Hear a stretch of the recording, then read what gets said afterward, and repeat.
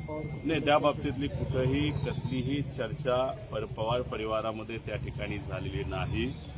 पण जेव्हा ही दुःखद घटना घडली आणि काही दिवस तर आम्हाला काही सुचत नव्हतं, आमच्या डोक्यामध्ये कुठलाही त्या ठिकाणी राजकीय विचार हा मनामध्ये त्या ठिकाणी नाही तर डोक्यामध्ये तिथे येत नव्हता.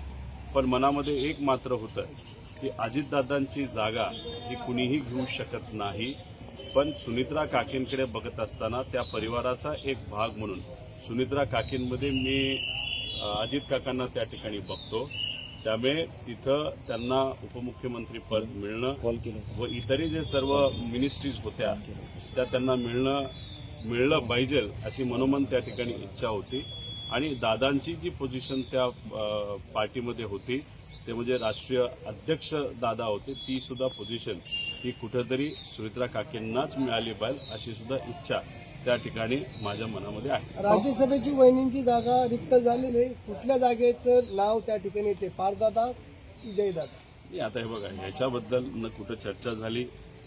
तसं बघितलं तो त्यांच्या पक्षाचा तो विषय आहे. त्यामुळे त्याच्याबद्दल मी इथं बोललं आणि आज बोललं हे उचित ठरणार नाही. रोहितदादा म्हणजे पार्थदादा असतील किंवा सुनेत्रा बहिणी असतील यांच्यासोबत विलिनीकरणासंदर्भात काही आपण माहिती त्यांना दिली का किंवा त्यांनी काय माहिती घेतली का? कारण इतक्या सगळ्या गोष्टी घडल्या होत्या, पुढे गेल्या होत्या, दादा आणि तुमच्यामध्ये बैठका झाल्या होत्या, 12 तारखेला काही गोष्टी करायचं ठरलं होतं. तर आत्ता या सगळ्या दरम्यान सुनेत्रा वहिनींशी आणि पार्थदादांशी काही बोलणं झालं का आपल्या याबद्दल? बघा, अजूनपर्यंत सुनित्रा काकी असतील, पार्थ असेल, जय असेल तर आम्ही असू, कुणीही या दुःखातून सावरलेलो नाही.